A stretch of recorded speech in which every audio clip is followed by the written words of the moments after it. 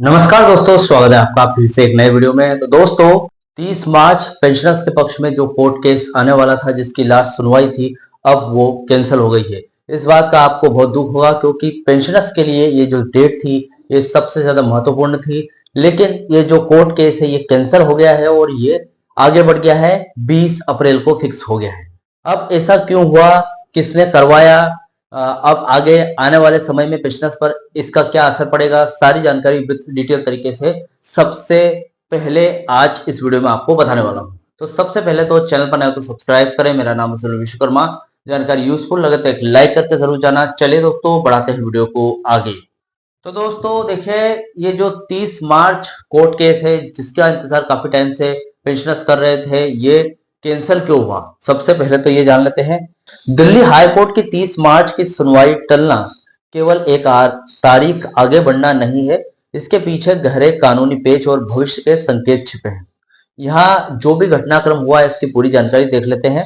देखिए, सुनवाई टलने का असली और तकनीकी कारण क्या है, किसने किया, ये देख लेते हैं। देखिए, जैसे ही कोर्ट की कार्यवाही शुरू हुई, यानी कि 30 मार्च की बात है और वही डेट थी वैसे तो सुनवाई की, लेकिन जैसे ही कोर्ट की कार्यवाही आगे बढ़ी, सरकार, जो भी सरकारी पक्ष है, डोट या फिर यूओआई ने एडजर्नमेंट यानी कि स्थगन की मांग की, यानी कि इसको रोकने की मांग की। सरकार की ओर से तर्क दिया गया कि इस केस को लीड कर रहे हैं उनके जो काउंसिल है वो बदल गए हैं, यानी कि जो वकील है उनकी तरफ से थे वो बदल गए हैं, या फिर कुछ ऐसा नियम होता है बदलने का, वो उसी कारण से बदल गए हैं। अब बदलने के बाद की स्थिति यह हुई कि नया वकील आया। ठीक है, अभी अगर नए दाव की बात करें तो सरकारी पक्ष का कहना है कि नए वकील को इस जटिल केस की पुरानी फाइलें, पेंशन रिवीजन के फॉर्मूले और पिछले अदालती आदेशों को समझने के लिए समय चाहिए। अब सरकारी पक्ष ने समय मांगा है। एक हिसाब से देखा जाए तो समय वही हुआ है कि समय का मतलब क्या है, समय मांगा है। वो आपको भी समझ में आ रहा होगा क्यों समय मांगा। नतीजा ये हुआ, कोर्ट ने इस दलील को स्वीकार करते हुए अब अगली तारीख यानी कि 20 अप्रैल 2026 की तारीख तय की है। ठीक है, क्योंकि वकील नया है और कोर्ट भी इस बात को समझता है कि नए वकील को नई चीजें समझने, या फिर कोर्ट में जो कोर्ट केस है और जो कोर्ट इस केस को समझने में पूरा टाइम चाहिए, इसलिए 20 दिन का समय दिया है। 20 अप्रैल को ये कोर्ट केस की लास्ट हियरिंग फिक्स हो गई। अब सरकार को इससे क्या फायदा होगा वो देख लेते हैं। पक्ष और विपक्ष की तुलना में देखेंगे। अक्सर देखा जाता है कि सरकार ऐसे संवेदनशील मामलों में समय लेना चाहती है। इसके पीछे दो प्लान हो सकते हैं। जैसे कि पहला ये कि वैलिडेशन एक्ट 2025 का इस्तेमाल, सरकार को 20 दिनों का अतिरिक्त समय मिल गया है, जिससे वैलिडेशन एक्ट के प्रावधानों को और मजबूती से कोर्ट के सामने रख सकेंगे।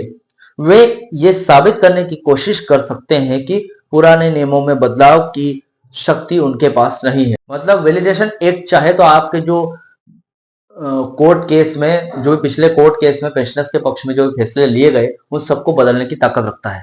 ठीक है, और यहाँ पर वैलिडेशन एक्ट को किस तरीके से इस्तेमाल किया जाना चाहिए, वो 20 दिन में हो सकता है इस चीज को सीख जाए। अभी देखिए, यहाँ पर और मनोवैज्ञानिक दबाव भी पड़ रहा है। बार बार तारीख आगे बढ़ने से याचिकाकर्ताओं, जो पेंशनर्स है, का जो मनोबल है प्रभावित हो रहा है, डिमोटिव हो रहे हैं कि सरकार हो सकता है इस केस को हमें न जीतने दे। सरकार इस समय का उपयोग अपनी कानूनी डिफेंस को वाटर टाइट करने में करेगी।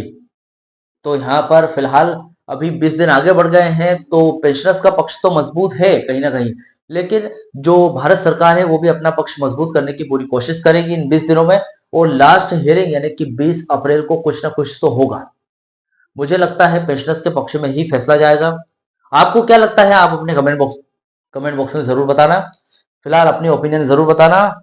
अभी देखिए, यहाँ पर कर्मचारियों और पेंशनर्स को फायदा होगा और या फिर नुकसान। ये जो 20 दिन कोर्ट केस की हियरिंग आगे बढ़ी है, इससे क्या होगा। वो सबसे पहले तो मानसिक और आर्थिक तनाव होगा।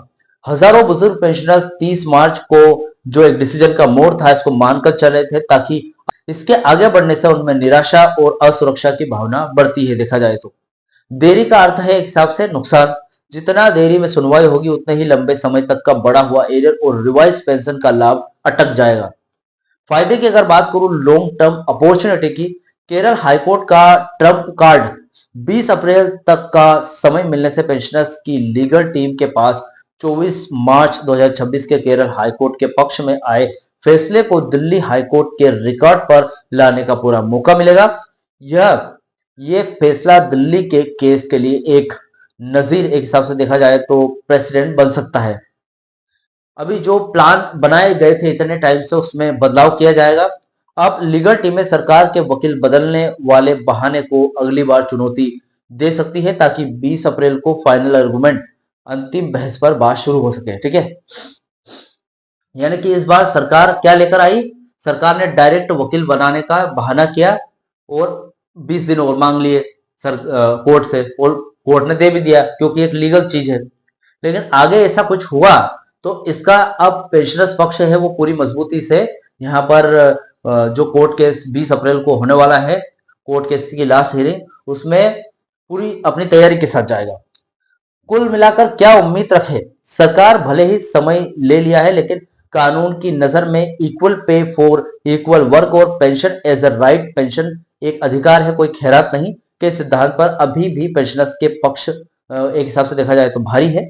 20 अप्रैल की तारीख अब करो या फिर मरो जैसी स्थिति की ओर बढ़ रही है, क्योंकि कोर्ट ने पहले ही इसे प्राथमिकता पर रखने का संकेत दिया है। यानी कि कोर्ट इस जो पेंशनर्स और सरकार के बीच में कोर्ट केस चल रहा है, इसी को सबसे पहले प्रायोरिटी देगी और 20 अप्रैल के दिन यही निपटाया जाएगा।